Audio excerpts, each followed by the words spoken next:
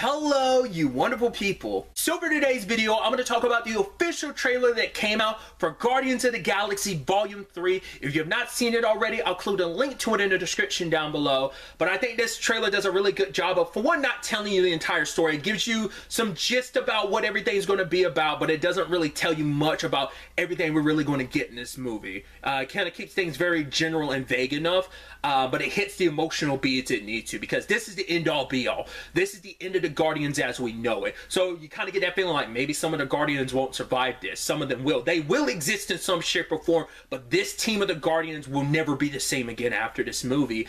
And there's this line from Peter that I love, that it's like, we've been running our entire lives, and I think that's such a beautiful thing of, like, when you put this in, when you look at this team as a whole, they are people who've all kind of been running from something. Peter's been running ever since his mom died, you know, and yes, he's kind of dealt with that and faced with that, but even then it's still like, yeah, I've been running. Rocket's been running from his past. Nebula and Gamora were running from theirs. Drax is running from his. Mantis is running from her situation. Everything with Ego, obviously, you know, now having the holiday special, which, spoilers, sorry, I'm sure if you're watching this you probably already watched it by now, but the reveal about Mantis being Peter's brother, and you know, it's like, and that line from her being like, remember where we came from, it's like, right, we, you know, and I think for her it's like, maybe that's in reference to where her and Peter come from, but also it's like where he comes from, because it's like, right, you are more your mom than Ego, just like I'm not all Ego. I've become my own person too, thanks to all of you. I've grown. I'm no longer just that meek person that was in my shell anymore.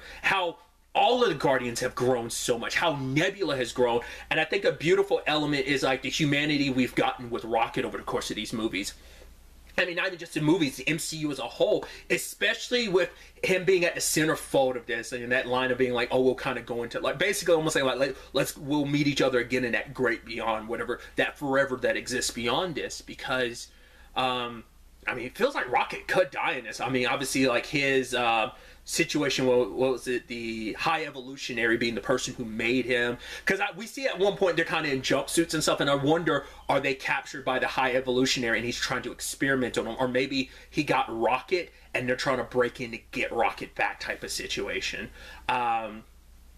And it, like I said, this movie just already hits you. Like I said, the music and the scene choices that they made in this trailer really hit you with the emotion. So, but I think it's an interesting thing, Rocket being the core of this, because when you look at the Guardians as a whole, like, it will always take me back to one of my favorite lines, because it's the most heartbreaking line in Infinity War, especially having the end of Infinity War. That line when Thor was like, right, well, I have nothing left to lose.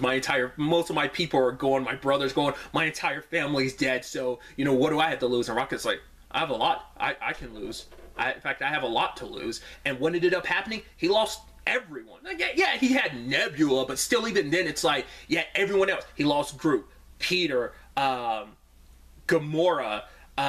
Mantis, Drax, like the people, the core people that he's come to know of, like, now he spent the most time with, they're gone now, you know? And also it cuts even deeper, because, like, yeah, I wasn't even with my family when they went.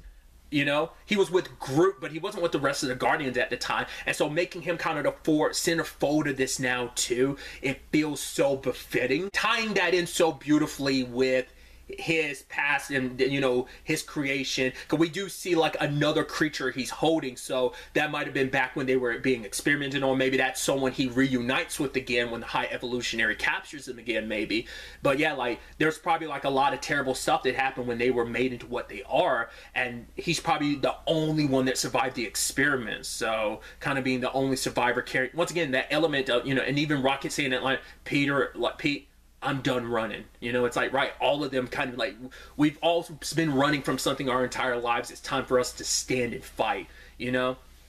Stand together like one last time, you know? And they even said that line too of like, right, the world has been, we've been gone for a while. It's like, right, they were blipped for 5 years. The universe, the galaxy was without its guardians for a while. And he said, yeah, we know Nebula and Rocket were up there. We know Carol was doing her thing, but it's probably like, yeah, there's probably only a limit to how much Carol could do. As powerful as she is, that she was probably all handling other stuff in the galaxy, and it's been their thing. And like, while they were away, and they're trying to be like, hey, we're back. Maybe they're going to fill in some of those gaps of like, hey, we've reached some of those places in the time frame since we've been back since Endgame. We've reached out to some of those places, or like, hey, we're back. We're you know, now obviously they haven't always gotten gotten the best reception because obviously the Guardians are the fumbling heroes that they are, this ragtag team of misfits. But it could also just be like that could be like a flashback to being like, yeah, we get like a time like montage of like them trying to make up for the time that they've been going. And that's something we haven't really gotten, is the cosmic repercussions of there not being the Guardians around.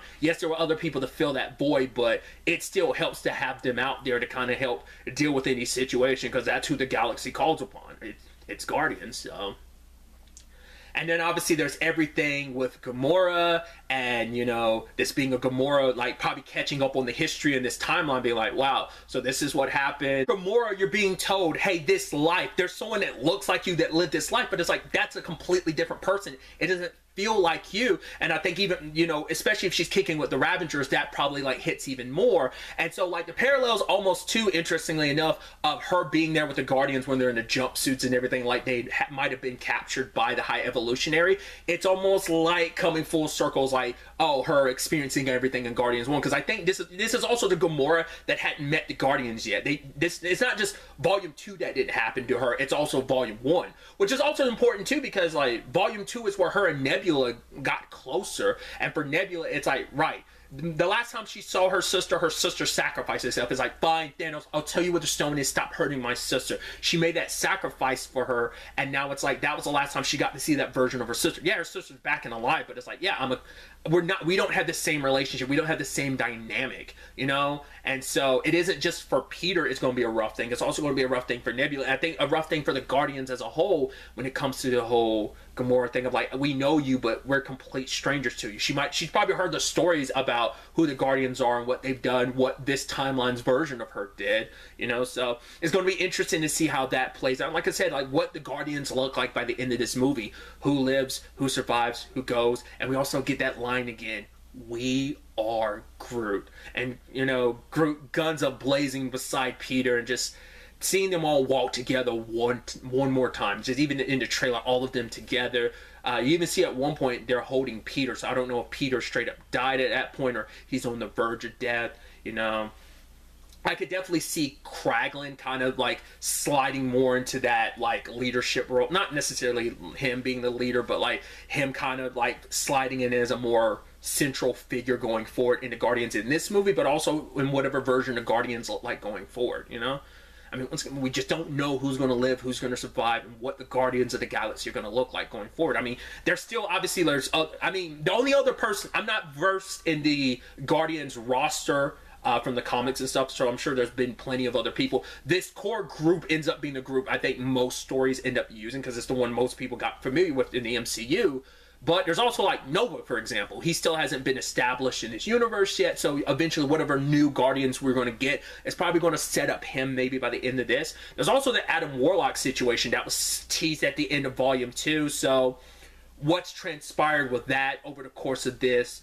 I don't know if that was him that was beating up Nebula, because we saw Will Poulter as him, but then like we saw it, the next scene was someone beating up Nebula, so whether that was him or not, whether he's working with the High Evolutionary, or whether that's just something else. Well, because like the whole point was like those gold people want revenge against the Guardians, so it could just be like Adam Warlock, go kill the Guardians. Maybe that was all. Once again, we don't know if he got snapped in that time, because they're the sovereigns, aren't they? Isn't that their name, that species? It's like, right, we don't know if they got snapped in that time frame, because it's like, right, you couldn't really go after the Guardians. I mean, once again, Rocket and Nebula were still around, but we don't know. And who knows if he's had any interaction with the Ravengers, especially with the whole Gamora being a part of them. Like, there's a lot of questions. We'll ultimately have to wait to see the movie to ultimately get an answer for. But I think this is so. I'm very excited for this movie. I'm also prepared to cry, because the Guardians of movies, and once again, everyone says it time and time again, not only is James Gunn very good at the comedy, he's also very good at pulling on your heartstrings. Look at everything Guardians wise, including the holiday special, and even throwing in Peacemaker there, and the Suicide Squad as well. But it's like, yeah, this is this feels like this is going to be the movie that pulls on your heartstrings the most. This feels like it's going to be the saddest thing related to the Guardians probably since because days were more, it was more beautiful when it came to the Christmas special, or the holiday special, sorry. But probably like since Infinity War was probably the last time we got was the really sad stuff with the Guardians. I mean, obviously like Rocket still kind of, that still trailed over in Endgame to my recollection with the whole like everything with Rocket, you know, and even once again Nebula too. So. But obviously, these are just some of my thoughts. I love to get to know yours in the comments down below. What you think of the trailer. What are some things you expect to see from the movie? What are some things you want to see? Just let me know all your thoughts. Really, that's all I want to talk about. Until the next time we meet, be happy, be safe, live life to the fullest, and enjoy it. Good day and goodbye.